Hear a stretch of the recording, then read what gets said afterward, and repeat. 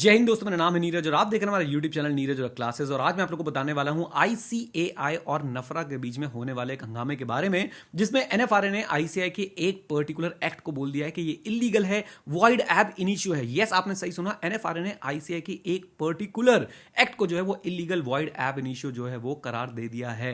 क्या है एक्ट, मैं आपको बताने वाला हूं पूरी डिटेल में। आप लोग भी अपने विचार कमेंट बॉक्स में कमेंट करके जरूर बताइएगा। स्पीड ज्यादा या कम लगे तो आप लोग जो है स्पीड वाले गेयर से इसको एडजस्ट कर सकते हैं। एंड यस, वीडियो को लाइक जरूर कर दीजिएगा। वीडियो को लाइक टारगेट रखते हैं हम लोग 1000 लाइक्स का, और इस वीडियो को सबके साथ जरूर शेयर कीजिएगा। देखिएगा कि आपके प्रोफेशन में क्या क्या हो रहा है और उसको शेयर भी कर दीजिएगा। चलिए बात करते हैं institute of chartered accountants of India की। तो institute of chartered accountants of India ने अभी अभी जो है वो एसक्यूएम लॉन्च करे हैं, standard on quality management 1 and standard on quality management 2। इसी के साथ साथ जो है इंस्टीट्यूट ने कुछ स्टैंडर्ड्स के अंदर छोटे मोटे चेंजेस भी किए हैं। अब ये एसक्यूएम 1 एसक्यूएम 2 क्या है और इस पे नफरा को ऑब्जेक्शन क्या हुआ है, ये मैं आपको डिटेल में बताने वाला हूं। जरा ध्यान से देखें। आप लोग अगर लीगल रिक्वायरमेंट देखें तो लीगल रिक्वायरमेंट्स क्या है कि अगर कोई भी स्टैंडर्ड जो है वो नोटिफाई होना है और चार्टर्ड अकाउंटेंट्स और सीए फर्म को फॉलो करना है, तो वहां पे 143 सबसेक्शन 10 को जो है वो फॉलो करना बहुत ज्यादा जरूरी है। 143 सबसेक्शन 10 क्या बोलता है, मैं आपको बता देता हूं कि देखिए, सबसे पहले क्या होने वाला है। सबसे पहले जो है वो ऑडिटिंग स्टैंडर्ड्स जो है आईसीएआई रिकमेंड करेगा सेंट्रल गवर्नमेंट को, और सेंट्रल गवर्नमेंट जो है प्रिस्क्राइब करेगी उन स्टैंडर्ड्स ऑन ऑडिटिंग को। लेकिन ऐसी प्रिस्क्राइब नहीं कर देगी,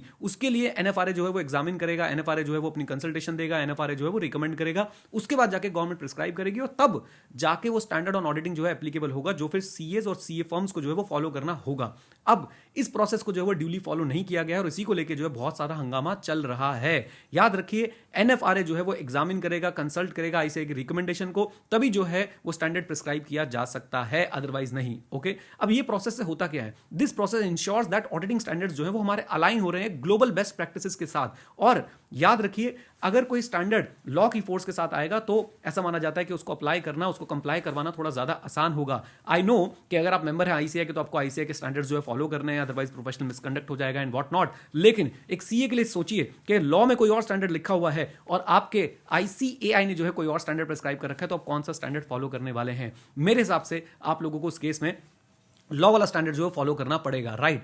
अब जरा इस बात को ध्यान से सुनिएगा कि जब ये लॉ बनेंगे तभी जो है वो क्वालिटी सुधरेगी। और 143 सबसेक्शन 10 बेसिकली एक मैकेनिज्म बनाता है कि कैसे एस्टैब्लिश किया जाए और अपडेट किया जाए ऑडिटिंग स्टैंडर्ड्स इन इंडिया को, जहां पे प्रोफेशनल बॉडीज जैसे कि institute of chartered accountants of India है, इनका इनपुट लिया जाएगा, लेकिन अल्टीमेट ओवरसाइट जो है वो किसके थ्रू रखी जाएगी, वो रखी जाएगी एनएफआरए के थ्रू। यानी एनएफआरए जो है अल्टीमेटली ये डिसाइड करेगा कि ये स्टैंडर्ड सही है या नहीं, और फिर उसके बाद जो है गवर्नमेंट उसको प्रिस्क्राइब करेगी। Now listen to me very carefully. अभी रिसेंटली आप लोगों ने देखा होगा कि टसल चल रही है एनएफआरए और आईसीएआई के बीच में बहुत जबरदस्त। SA 600 using the work of other auditor या कंपोनेंट ऑडिटर वाला पॉइंट मैंने पहले भी आप लोगों के साथ वीडियो में डिस्कस किया है। आप लोग उस वीडियो को चेकआउट कर सकते हैं आई बटन में जाके। मैंने उस पर 2 वीडियोस जो है काफी डिटेल में बनाई है। मैं आपसे रिक्वेस्ट करूंगा कि आप जरूर जरूर जरूर उन वीडियोस को चेक कीजिएगा, क्योंकि वहां से आपको बहुत सारी इंफॉर्मेशन मिल जाएगी। यहां पे मैं आप लोगों को एक और बात बताना चाहता हूं, अगर आप लोग भी एक्सेल सीखना चाहते हैं, आप लोग भी एनआईएसएम के कोर्सेज करना चाहते हैं, पर्सनल फाइनेंस के कोर्सेज करना चाहते हैं, तो आप लोग स्किल 91 विजिट कर सकते हैं और वहां पे आप कोड यूज कर सकते हैं ओवर 20 OVER20, जिससे आपको 20% ऑफ मिल जाएगा करंट प्राइजेस पे।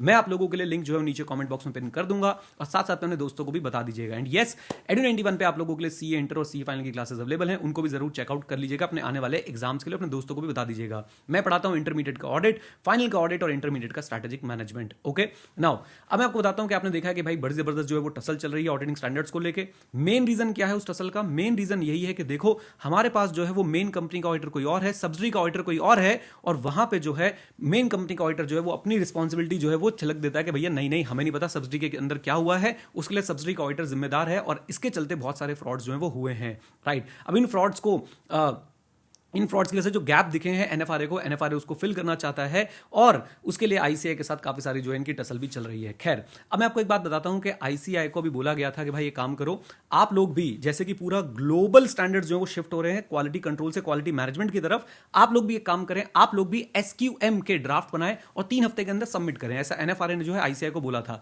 और आईसीआई ने क्या किया, आईसीआई ने भाई साहब सीधा उठाया और एसक्यूएम बनाया, एसक्यूएम 1 एसक्यूएम 2, और रिलीज कर दी अपनी वेबसाइट के ऊपर। और नफरा, एनएफआरए, आरबीआई, सेबी, यानी जितने भी लोग हैं, इन सब लोगों ने क्या बोला है कि भाई साहब देखो, बात ऐसी है कि ये आईसीआई ने गलत किया है। इन्होंने ऑब्जेक्शन रेज किया है और बोला है कि इन स्टैंडर्ड के लिए नोटिफिकेशन जो है वो बहुत ज्यादा जरूरी है। अगर नोटिफिकेशन नहीं आती है गवर्नमेंट की तरफ से तो ये स्टैंडर्ड्स का कोई भी जो है वो वैल्यू नहीं है। नफरा ने बहुत स्ट्रॉन्ग ऑब्जेक्शन जताया है, और फाइनेंशियल एक्सप्रेस में एक आर्टिकल छपा है जिसमें नफरा के एक सोर्स ने क्लियरली बोला है कि this action of ICAI is illegal, right. और सिर्फ इलीगल नहीं, क्योंकि लॉ की प्रॉपर लैंग्वेज यूज की गई है, बोला है this action is illegal as well as void ab initio, right, Financial Express का वो आर्टिकल आप लोग जाके जो है चेकआउट कर सकते हैं।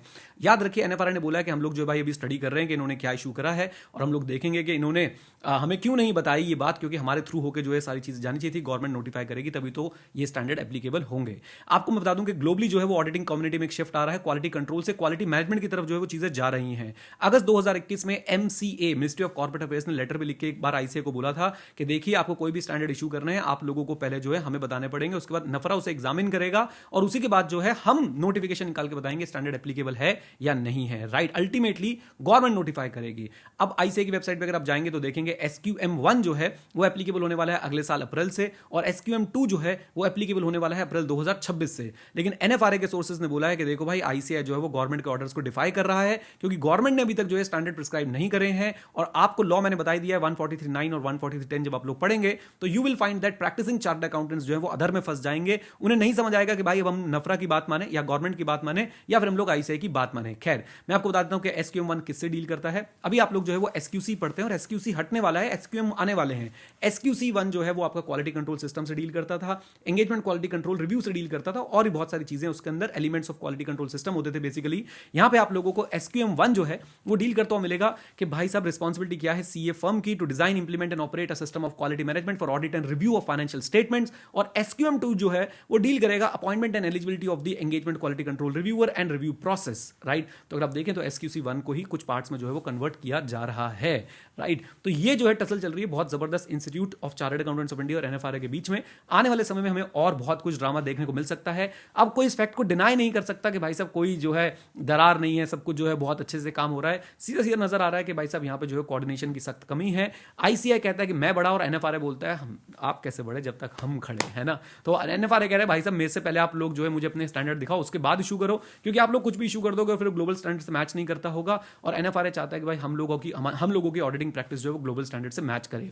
उम्मीद करता हूं आप लोगों को मेरी कमेंट्री पसंद आई होगी। पसंद आई तो वीडियो को एक बार जरूर बोलूंगा लाइक जरूर कर दीजिएगा। यहां तक पहुंच गए तो आप लोग भाई बहुत ही अमेजिंग हो, आप लोगों को बहुत इंटरेस्ट है इन सब टॉपिक्स के अंदर। तुम्हारे ऑडिट मसाला की और बहुत सारी वीडियोस हैं उनको भी आप लोग चेकआउट कर सकते हैं। With this note guys, thank you very much, stay connected, stay है, जय हिंद। और हाँ मित्रों, सीखते रहें क्योंकि सीखना शुरू तो जीतना शुरू। Bye bye and take care, God bless you all. खूब मेहनत करें, खूब आगे बढ़ें। skill91.com जरूर चेकआउट करें, कोड है over20 OVER20।